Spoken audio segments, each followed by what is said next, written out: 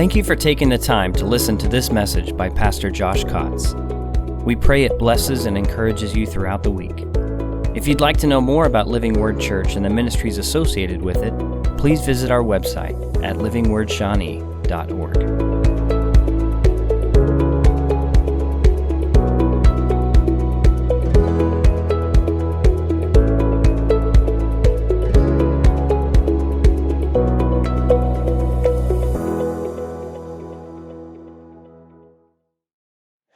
All right, are we going to get into the Word today? All right, let's look at John chapter 20. I'm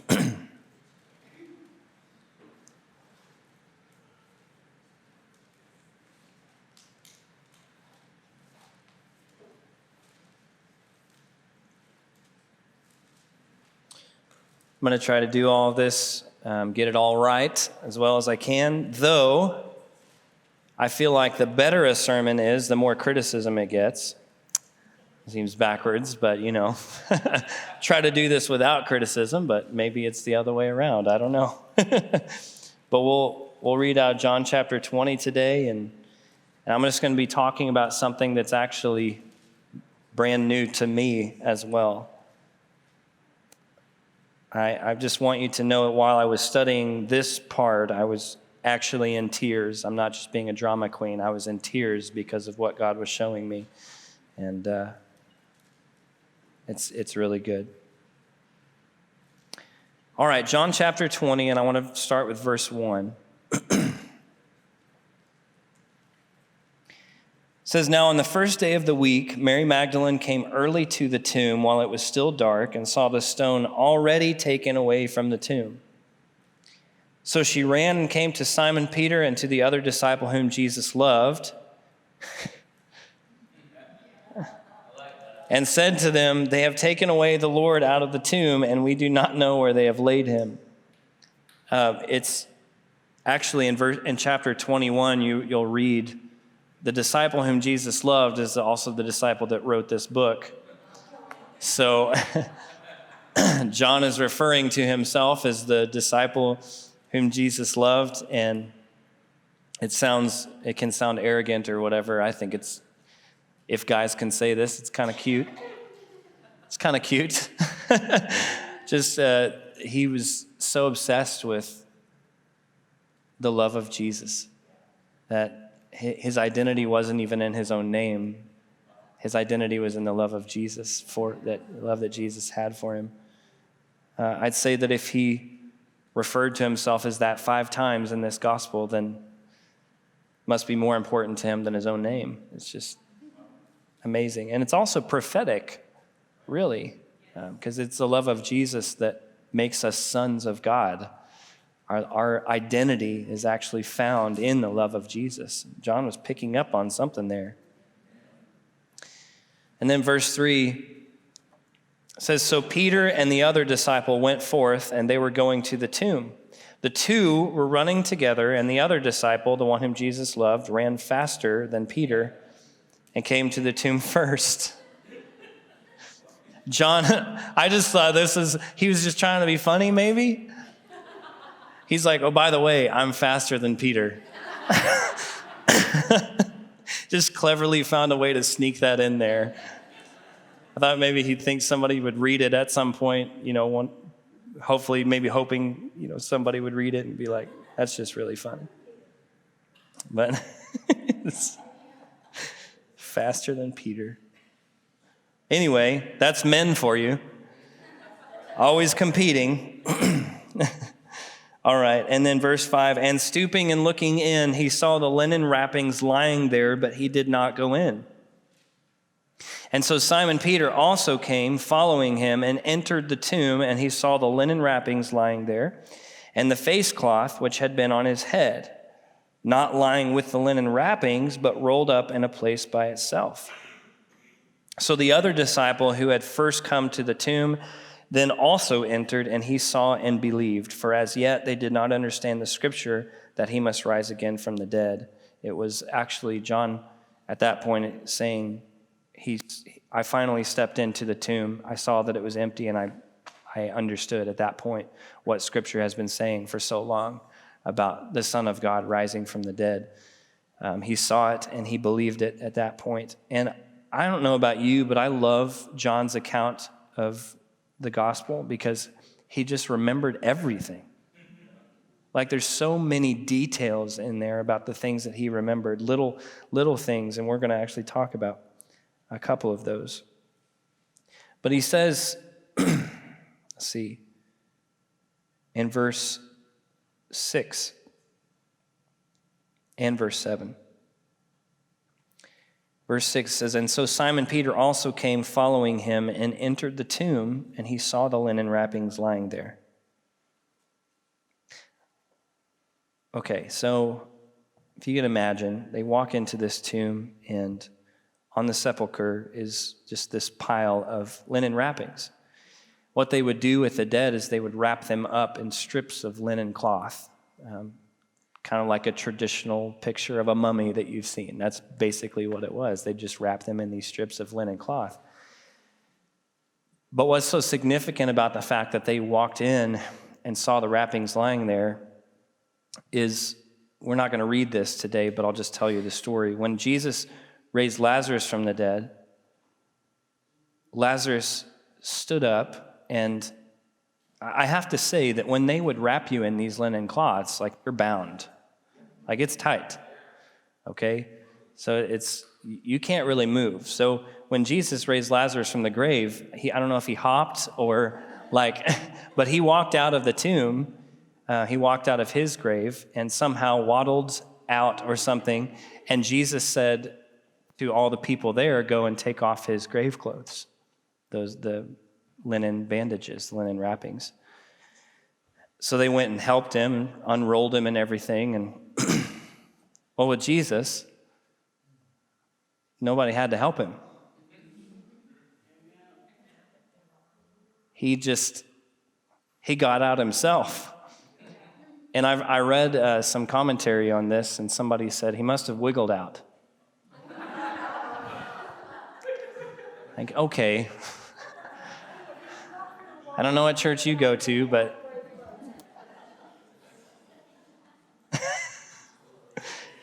never read Jesus wiggled.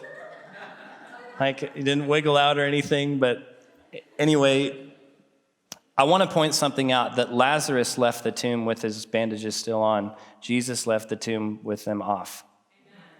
They were off, and he left them in the grave. This is what he desires for all of us, that we'd leave our grave clothes in the grave. We'd walk out without them on. But if you read in Matthew's account of the story, the stone is rolled away to reveal an empty tomb. It wasn't rolled away so that Jesus could come out. The stone was rolled away for us so that we could look inside and see that he's not there anymore. That's why it was rolled away.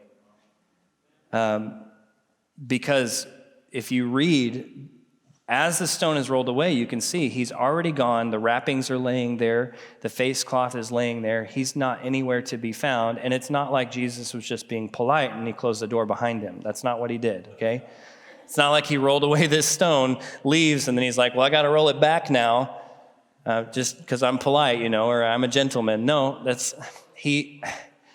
he obviously walked through the walls. You read later on in John chapter 20, he appears to the disciples behind locked doors.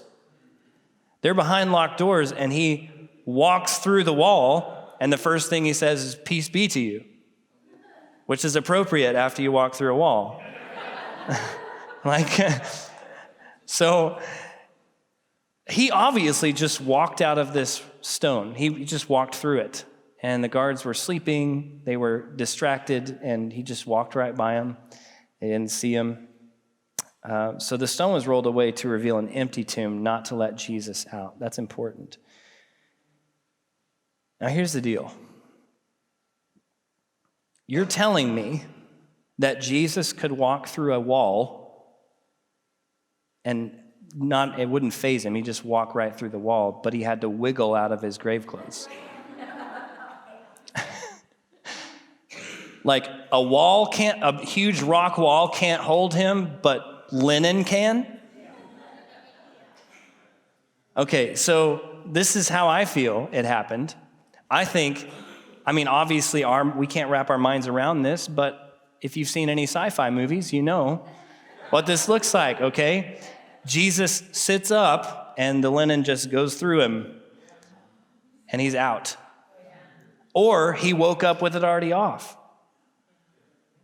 Because as he woke up, he's in this glorified body at this point. That's what enables him to be able to walk through walls. No natural thing can limit him now. Even though he's still in appearance as a man, he's still a man. No natural thing can limit him anymore. He just phases through this thing. So maybe he woke up just on top of his wrappings. They couldn't hold him anymore. Nothing can bind him anymore. No natural thing like that could bind him. He's above all of that. So I have to imagine that that's what happens. So, and it's actually detailed, in a few of the Gospels that they were in the same place where he was laying. So he didn't necessarily take them off and scatter them everywhere. They were just laying there. Like he just got up and they were there. That makes sense to me, even though I can't wrap my mind around it. But the face cloth is what doesn't make sense to me. And I fought my mind over this thing for the last 2 weeks. And then I drank some coffee, and then all of a sudden everything opened up to me. And God started speaking to me. I was like, so if you want to know my secret, it's that right there. I was like, oh, this is awesome. I need to do this more often, I do call coffee my study fuel. It just helps me, But so if you read here in verse 7, it says, and the face cloth which had been on his head, not lying with the linen wrappings, but rolled up in a place by itself. Okay, I'm going to address something. Maybe you've heard a story of an ancient Hebrew tradition of a dinner napkin being a symbol of something. The reason I'm saying napkin is because this word face cloth translates to napkin or handkerchief. Okay? Now, the way that they put it over the face probably was a lot different than what you might be thinking. What they probably did is they wrapped it around his forehead and it went down his face and then around here so that this part was exposed. It's probably that's what the Egyptians did when they would wrap people. But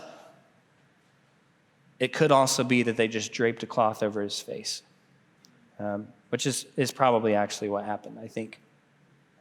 It's what they would do for kings and priests, that they would drape a cloth over their face. First, they would anoint their face with oil, and then they drape a cloth over their face. So when they look inside the tomb, and this is something you'll only find in John's account, but it's so specific, the face cloth is rolled up in a place by itself. Linen wrappings not touched, but the face cloth was rolled up. And the reason this is so interesting to me is because he took time to do this. If the face cloth just phased through him, then it would have just laid flat, right? But he saw that it was rolled up.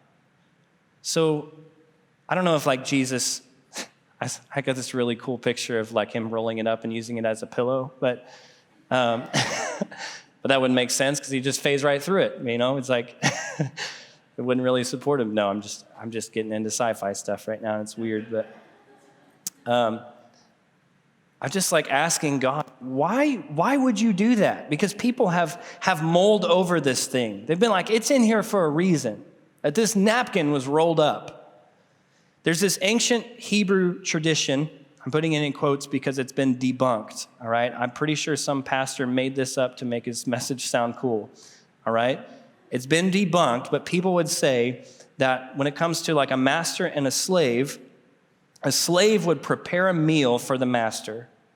And then what had to happen is the slave would leave the room, but stay within sight of the table so that he could come to his master whenever his master needed anything. Now, it was said, or it has been said, that if the master took his napkin and crumpled it up and threw it on the table, it meant that he was done with his food, and the servant could come clean it up. But if the master folded his napkin, it meant I have to leave, but I'm coming back. So while that is such a cool thing to think about, they didn't have napkins in Jesus' day. They used bread.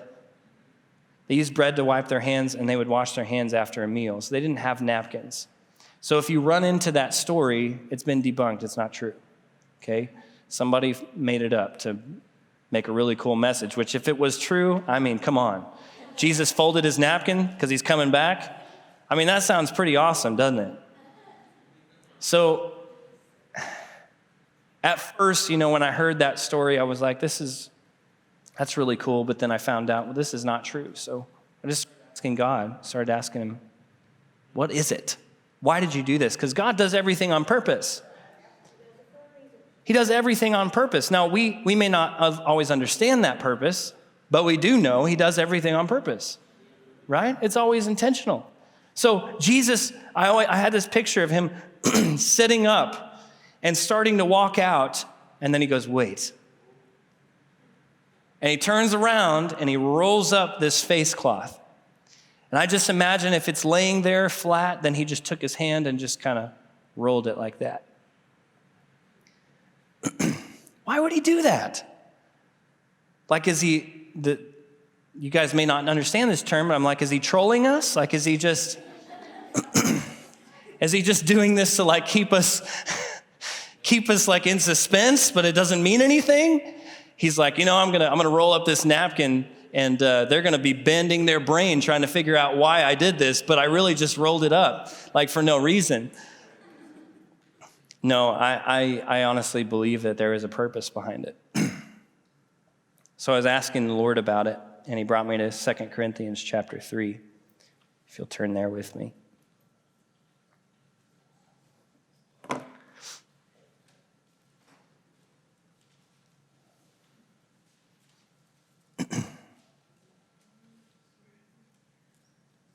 I want you to know that this is me acting on a word I feel like I got from the Lord. This is not something that has been proven.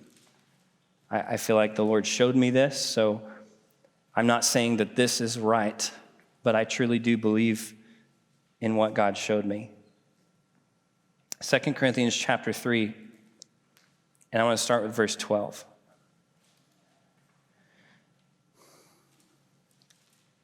It says, therefore, having such a hope, we use great boldness in our speech, and are not like Moses, who used to put a veil over his face, so that the sons of Israel would not look intently at the end of what was fading away. But their minds were hardened, for until this very day at the reading of the old covenant, the same veil remains unlifted because it is removed in Christ. But to this day, whenever Moses is read, a veil lies over their heart. But whenever a person turns to the Lord, the veil is taken away. Now the Lord is the Spirit, and where the Spirit of the Lord there is liberty. But we all, with unveiled face, beholding as in a mirror the glory of the Lord, are being transformed into the same image from glory to glory, just as from the Lord the Spirit.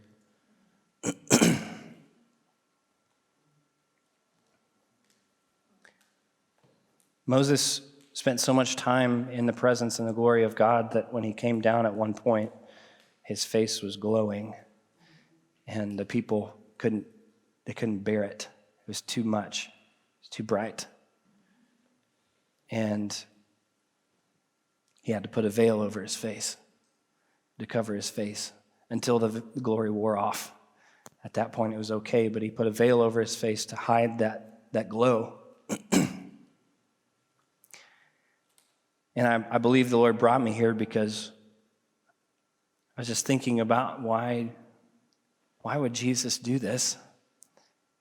And I thought, it has to be a sign, like he's sending a message saying, now anybody can behold my glory. And my face doesn't have to be covered. And people can look at me. They can see my glory. And it won't blind them, it won't kill them, it won't destroy them. I just thought that. What if that was what he was thinking? He was like, I don't need this anymore. The veil's been lifted. You can look at my face now.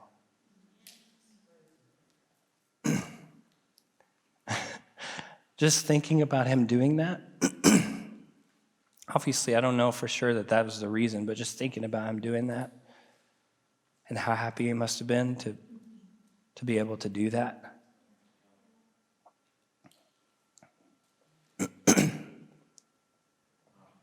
Sorry, I'm getting a little choked up about it. But in verse 18 of chapter 3, it says, but we all with unveiled face, beholding as in a mirror the glory of the Lord. Beholding as in a mirror the glory of the Lord. Hebrews 1:3 calls Jesus the radiance of God's glory. The radiance of God's glory, that's Jesus. And radiance means reflected brightness. So in Jesus, he is the perfect reflection of the glory and the majesty of God. That's what this says. He is the perfect reflection of the glory and majesty of God. Everything in him perfectly reflects the majesty of God. Now here's what's significant about the mirror. Mirrors at that time were made with a burnished metal, and anything that was shown on them would be very, very radiant, very distinct. Maybe not as clear, but it would shine. It would glow almost, anything that was put on there. So if you were to shine a light onto one of those ancient mirrors, it would be reflected so brightly that if you were standing in front of that reflection, it would be on you so bright that you wouldn't be able to tell whether the light was coming from the mirror or from the person. So when he says, beholding as in a mirror the glory of the Lord, he's suggesting that as we gaze into the face of Jesus, the glory of God is reflected off of him and onto us. It's reflected off of him and onto us. And it begins to become almost indistinguishable. And you can't tell if the light is coming from him or from us because it shines on us so brightly.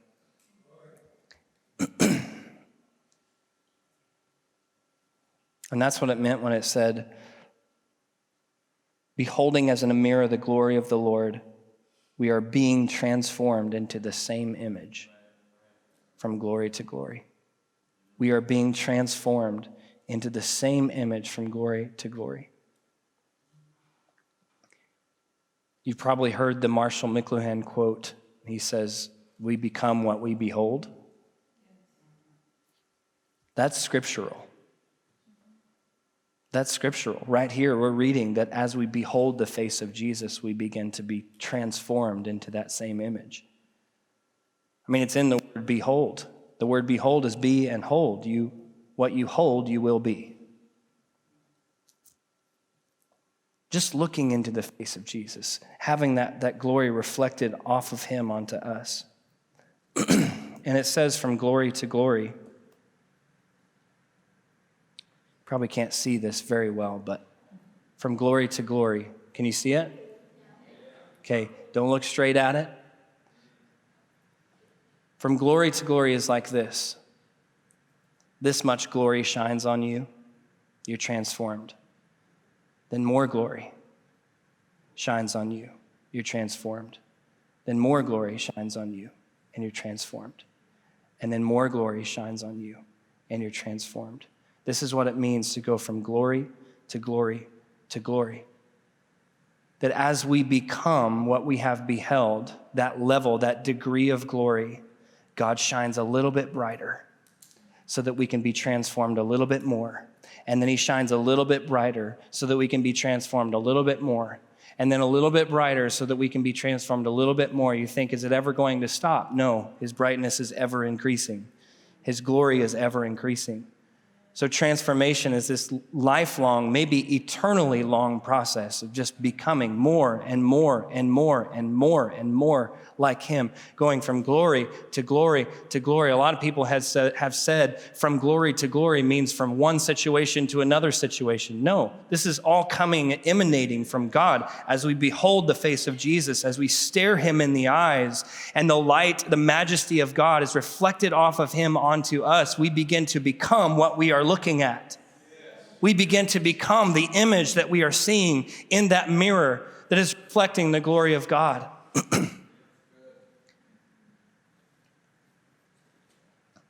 Believe that you have believers who are at different levels of glory because they've allowed one degree of glory to transform them while some believers have not. So you do have believers that are probably shining a little brighter than others. But I would love it if we were all the same degree of brightness. Like we all had the same lumens, right? Is that what it is? Like not that yellow light. I want that white light. Right? That yellow light, that's boring. I want that light, radiant, bright light, right? That's even brighter now in the hallways because they're white. But I love that he did that. You read in Exodus chapter 33, Moses says to God, he says, show me your glory. We've heard that one. Show me your glory. First of all, God says, okay, I'll have my goodness pass before you. But then he says, no one can look on my face and live. And now Jesus raises from the dead, rolls up the face cloth, and how he says, you have to look at my face if you want to live.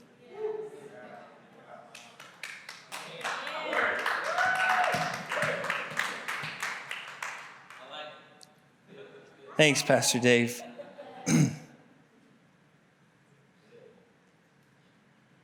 I believe this has been God's desire all along since the fall of man. I just want him to be able to look at me again. I want him to be able to see me again. And it's no wonder that he became flesh. He became like us so that he would be able to be in something that we could look at, in someone that we could behold, and it would be okay. And even after he was glorified, he still said, this veil's got to go because I need to see them. They need to be able to see Jesus and God glorified. Because as they behold me in that way, they will be changed and transformed into the same image. You don't have to turn there, but just try to follow along with me if you can. Numbers 21, verses 6 through 8. Says the Lord sent fiery serpents among the people, and they bit the people, so that many people of Israel died. So the people came to Moses and said, we have sinned because we have spoken against the Lord and you. Intercede with the Lord that he may remove the serpents from us. And what they did, they actually spoke against God and Moses. And so God sends serpents, snakes to them as a form of judgment to bite them, and they began killing them. So Moses intercedes for the people. Then God says to Moses, make a fiery serpent and set it on a standard, and it shall come about that everyone who is bitten, when he looks at it, he will live. And then in John 3:14, it says, as Moses lifted up the serpent in the wilderness, even so must the Son of Man be lifted up, so that everyone who looks at him might live, might be healed. If you were there at the Good Friday service, might be healed of that corruption, the sickness, and the disease of sin. We might look and gaze into the face of Jesus, and the light just literally blots out the darkness. It kills it. It kills that disease. It kills that sickness. It kills that corruption, the glory of God. Isn't that amazing? Thank you for taking the time to listen to this message by Pastor Josh Cotts. We pray it blesses and encourages you throughout the week. If you'd like to know more about Living Word Church and the ministries associated with it, please visit our website at livingwordshawnee.org.